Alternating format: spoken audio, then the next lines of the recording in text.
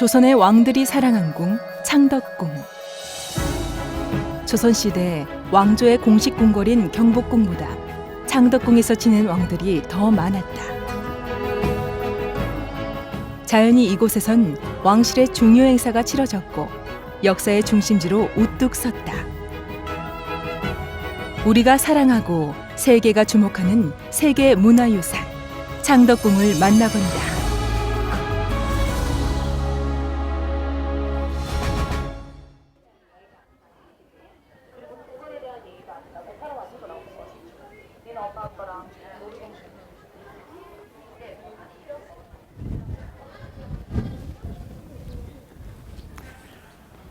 이곳 창덕궁은 제가 조선왕조실록을 마누라 옮기면서 자주 찾았던 공간입니다. 왜냐하면 조선의 운명을 바꿨던 굵직굵직한 사건들이 바로 이곳을 무대로 많이 펼쳐졌기 때문입니다. 사실 이곳 창덕궁은 조선의 전궁이었던 경복궁에 뒤이어서 지어진 이궁이었습니다. 그런데 조선의 왕들은 바로 이곳 창덕궁을 사랑했고 창덕궁에 머물러 있기를 좋아했습니다. 그러다 보니 자연스럽게 이곳 창덕궁이 조선왕실의 중심지로 조선왕조의 중심 무대로 자리 잡게 된 것이지요. 창덕궁에 대해서 같이 살펴보겠습니다.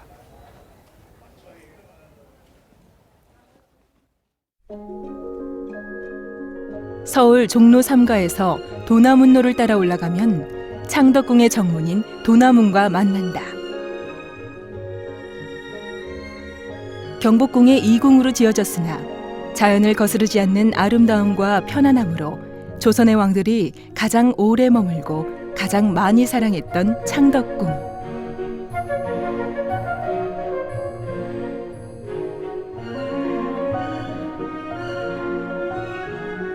도남문은 멀리 북한산 보영봉과 일직선상으로 만난다.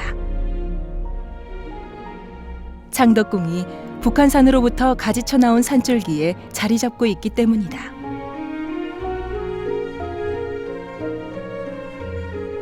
경복궁의 주요 건물들이 남북을 축으로 일직선 위에 배치된 반면 창덕궁의 건물들은 산세에 따라 자연스럽게 안겨 있다.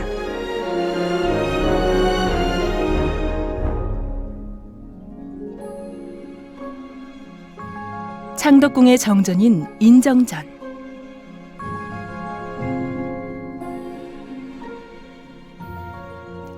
창덕궁에서 가장 중요하고 높은 건물인 인정전은 내부 공간 역시 넓고 높다.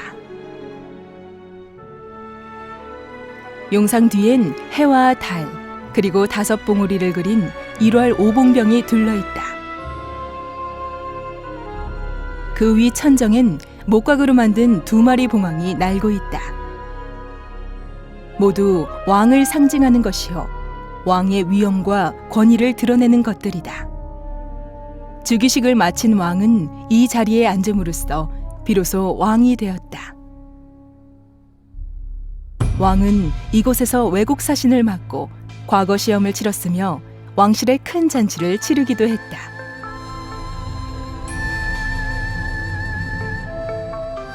인정전에서 동쪽을 보면 창덕궁 건물 중 유일하게 푸른색 기와를 얹은 건물이 눈에 들어온다. 선정전이다.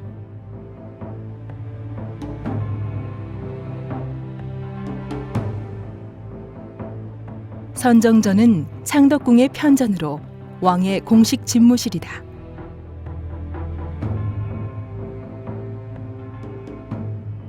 인정전이 주로 의식을 치르는 상징적 공간이라면 선정전은 왕이 신하들과 함께 실질적 정치를 펼치던 곳이다.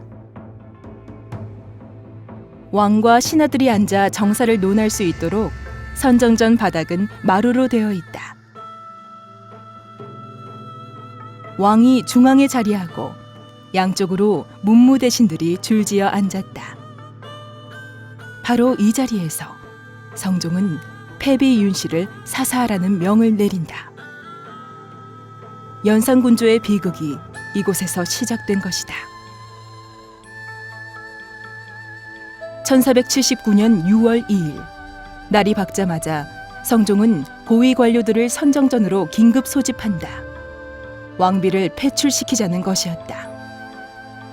신하들의 거듭되는 만류에도 불구하고 성종은 왕비를 쫓아낸다. 이때 쫓겨난 왕비가 연산군의 어머니 패비 윤씨다. 선정전이 공적 정치 공간이라면 선정전 동쪽에 자리한 희정당은 왕의 사적 정치 공간이라고 할 수 있다.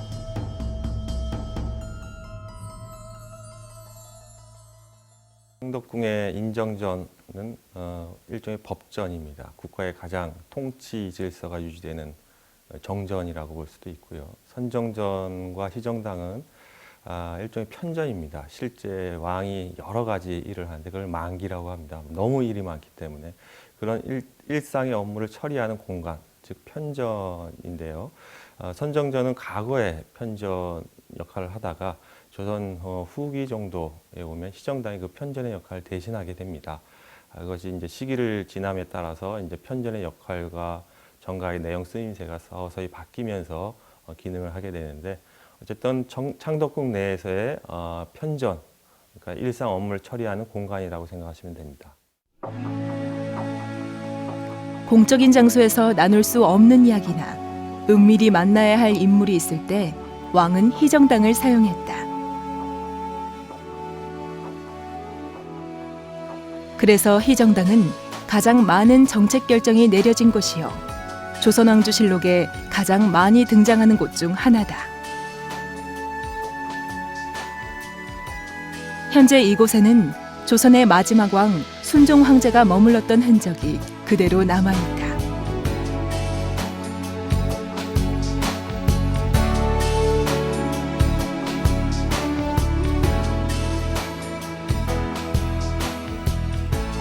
조선의 왕과 신하들이 이렇듯 공적으로 사적으로 만나며 활발한 정치를 펼칠 수 있었던 건 왕 가장 가까운 곳에 해당 관청들이 있었기 때문이다.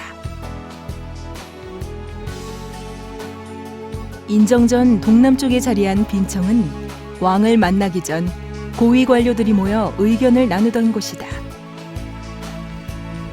언관들이 모여 왕에게 옳고 그름을 아뢰고자 대기하던 대청. 그리고 왕의 비서기관인 승정원 역시 인정전과 선정전 가까이 자리했다. 언관들의 회의실은 대청이 있던 자리다. 왕이 바른 정치를 펴도록 때로는 목숨을 걸고 의견을 피력했던 조선의 언로가 살아있던 현장이다.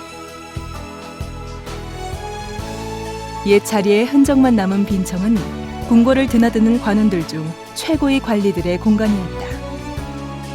이외에도 인사 업무를 담당하던 정청과 내시들의 관서인 내반원이 들어서 있었다.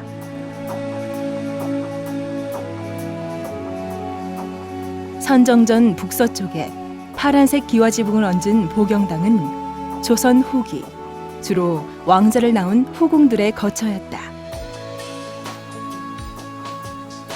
궁궐의 북쪽, 즉 뒤편에 기거한다 하여 이름 붙여진 후궁. 숙종의 후궁인 숙빈 최씨가 훗날에 영조를 낳은 곳도 이곳 보경당이었다. 그러나 아무리 왕자를 낳았다 해도 후궁은 결코 대조전의 주인이 될 수 없었다.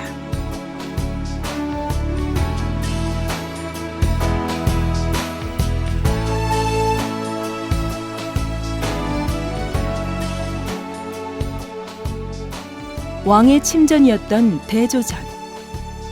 대조전은 탄생의 공간이자 많은 왕들이 죽음을 맞이하는 공간이기도 했다. 왕조 시대의 왕자의 탄생과 왕의 죽음은 그 자체가 엄청난 전국의 변화를 예고하는 것이었다. 그런 점에서 어쩌면 대조전이야말로 창덕궁에서 가장 다이나믹한 역사가 빚어진 곳인지도 모른다.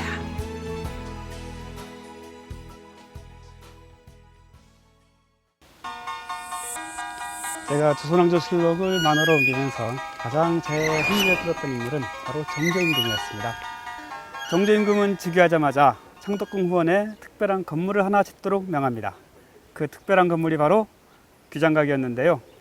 이 규장각은 처음에 왕실 도서관으로 출발했다가 점차 학문 연구기관으로 발전합니다. 정조임금과 함께 당대의 젊은 인재들이 모여서 학문을 연구하고 조선 후기의 문예부흥을 이끌었던 곳, 바로 그 규장각으로 함께 떠나보겠습니다.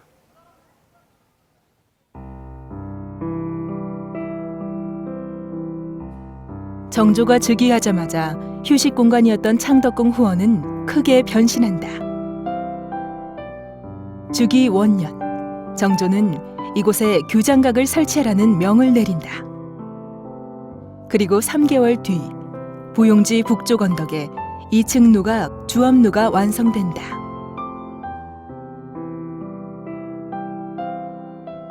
주암루로 오르기 위해선 왕은 어수문을, 신하들은 양옆에 작은 문을 통과해야 한다. 물고기가 물을 떠나 살 수 없는 것처럼 왕과 신하의 관계도 이와 같다는 뜻의 어수문.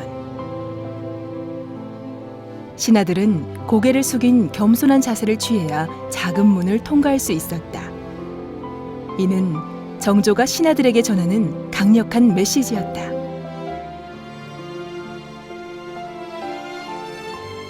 어수문을 들어서서 다시 계단을 몇 단 더 올라야 다다를 수 있는 곳, 주암루다.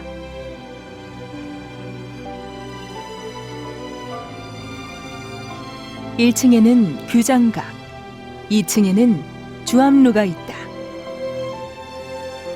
왕의 글이나 글씨 등을 보관하는 규장각에 대한 논의는 이미 숙종 때부터 있었으나 유신들의 반대로 진척되지 못했다. 하지만 정조에 의해 작은 서고에 지나지 않던 규장각은 국내외 도서를 소장한 왕립도서관으로, 학문 연구기관으로, 나아가 왕의 비서실이자 정책개발실로 기능이 확대된다. 주암루는 열람실로 사용됐다. 이후 이 일대에 우리나라 책을 보관하는 서고와 중국 책을 보관하는 특별도서관 등 규장각 부속 건물들이 속속 들어섰다.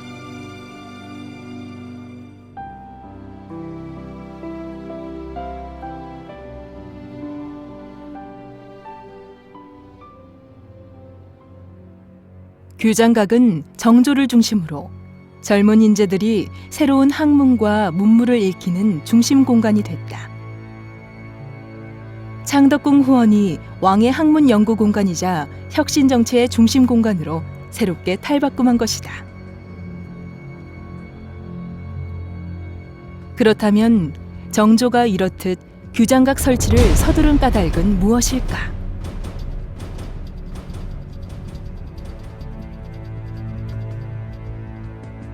선엉에 의해 죽임을 당한 아버지 사도세자로 인해 출발 기반이 취약할 수밖에 없었던 정조에게 왕권 확립은 가장 시급한 과제였다.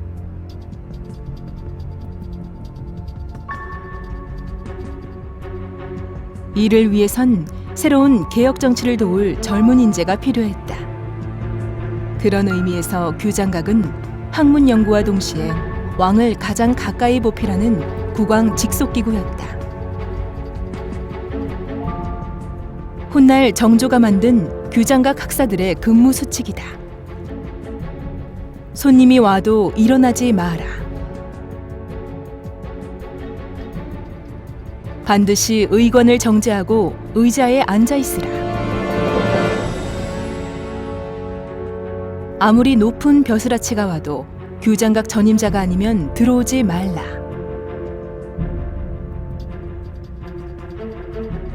공무가 아니면 근무지를 떠나지 말라.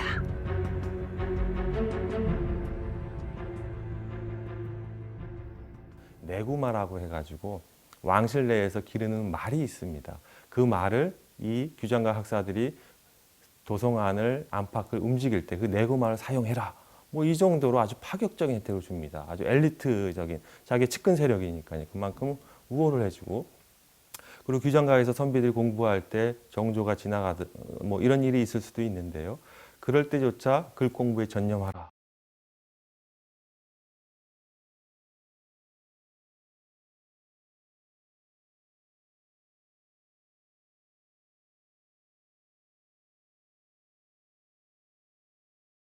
주암루 서편의 서양각. 주암루 등에 보관돼 있던 많은 책들을 4개월에 한 번씩 내어 말리던 것으로 이름 그대로 책 향기가 나는 집이다. 대부분의 부속 건물들이 사라지거나 옮겨진 반면 지금도 주암루 서편을 지키고 있다.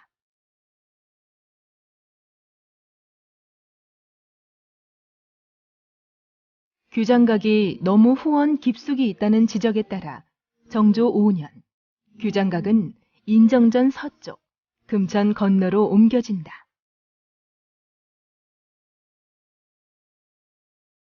정조는 이곳에 규장각의 다른 이름 이문지원이라는 편액을 친히 내리고 자주 가서 학문을 논했다. 이렇게 양성된 규장각 학자들은 조선의 문예부흥을 주도하면서 하늘의 하나뿐인 달, 정조의 왕권 안정을 뒷받침했다.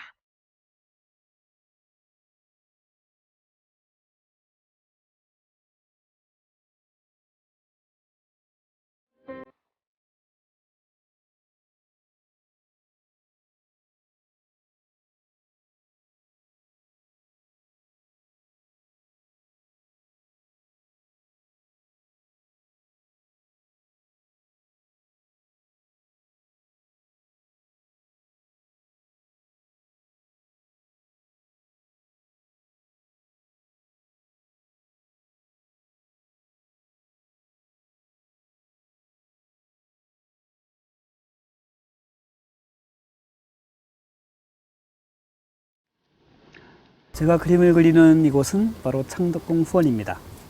창덕궁의 궁궐들 중에서 가장 아름다운 궁궐로 손꼽히게 된 데는 바로 이 창덕궁 후원의 힘이 큽니다. 창덕궁 후원은 백성들이 쉽게 드나들 수 있는 곳이 아니었죠. 누구도 함부로 드나들 수 없다는 의미에서 창덕궁 후원은 그동안 금무원이라고 불리기도 했습니다. 창덕궁 후원은 다양한 용도로 쓰였는데요. 우선 왕과 왕비의 이제 휴식의 공간이기도 했고요. 그 외에도 과거 시험장으로 쓰이기도 했고 무예훈련장으로 쓰이기도 했고 그리고 무슨 제사를 하는 공간으로 쓰이기도 했었습니다. 자연과 절묘한 조화를 이룬 이곳, 조선왕실 정원의 하나의 전형을 보여주는 이곳 바로 창덕궁 후원. 수백 년 전 왕과 왕비의 마음으로 이곳 창덕궁 후원을 한번 거닐어 보겠습니다.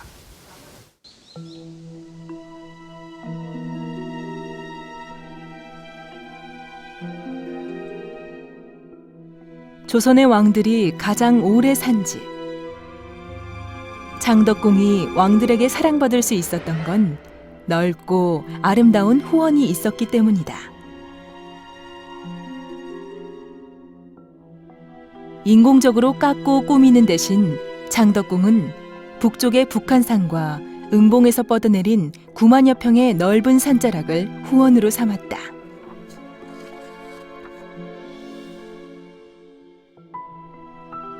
산길을 거니는 듯 숲길을 노니는 듯 후원을 따라 걷다 보면 수백 년 전 바로 그 길을 걸었을 왕들의 흔적과 만난다.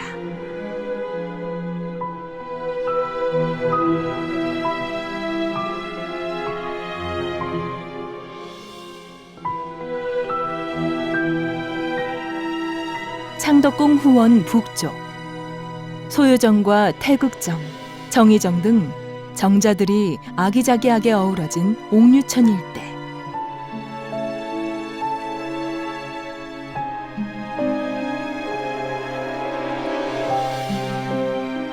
인조는 이곳에 바위를 깎아 계곡물을 끌어들였다.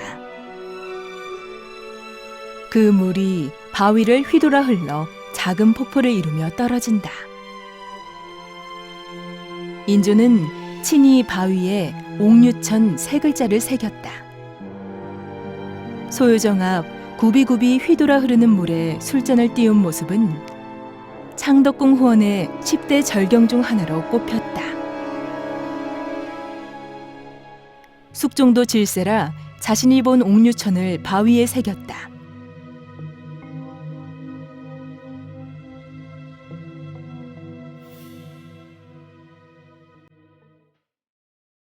창덕궁 후원의 아름다운 연못 부용지. 부용지에서 즐기는 뱃놀이. 희우정에서 바라보는 연꽃. 청심정에서 구경하는 달의 모습. 능어정에서 보는 저녁 눈의 풍경은 10대 절경 중 하나다.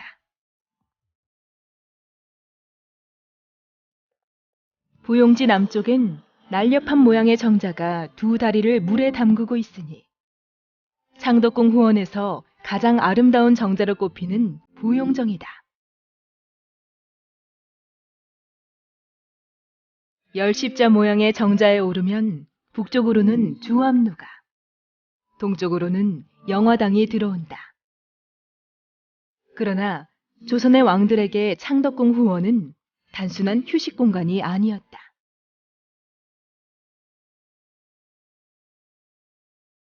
창덕궁 후원의 10대 절경으로 조선의 왕들은 영화당에서 시험을 치르는 선비들의 모습을 꼽았다.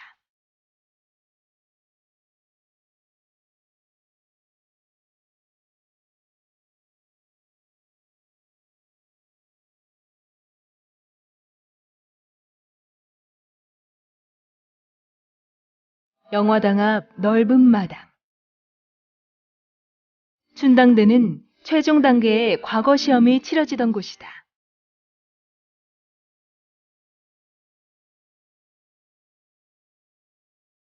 춘향전의 이몽룡이 과거 시험을 보던 곳 역시 이곳 춘당대였다.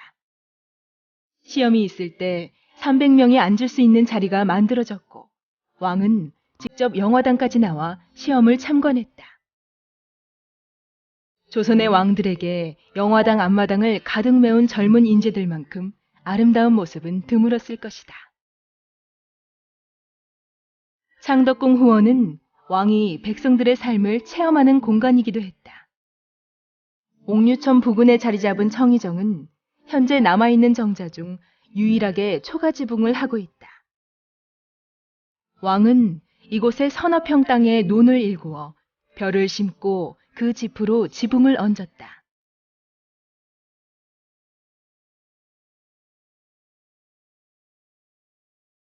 그러니까 왕이 이제 일종의 어떻게 보면 퍼포먼스일 수도 있어요. 왕이 그걸 일일이 뵙겠습니까만은 몸소 실천을 해서 그 농민들로 하여금 뭐랄까 애착심과 애국심을 갖게 뭐 한다고 할까요? 그래서 국가를 유지하는 가장 중요한 일꾼이 바로 농민들이다라는 것을 몸소 실천해서 보여주는 장소라고 보시면 될 것 같습니다.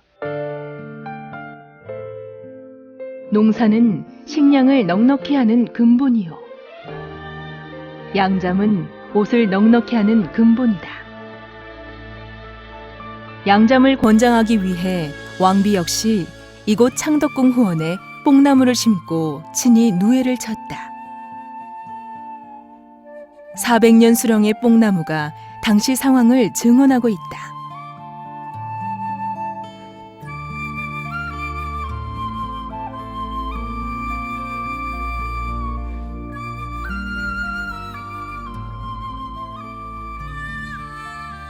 화려하거나 위압적이지 않아 더욱 아름다운 창덕궁 후원. 이곳엔 휴식을 취할 때조차 백성들을 향해 열려 있었던 왕과 왕비의 마음이 깃들어 있다.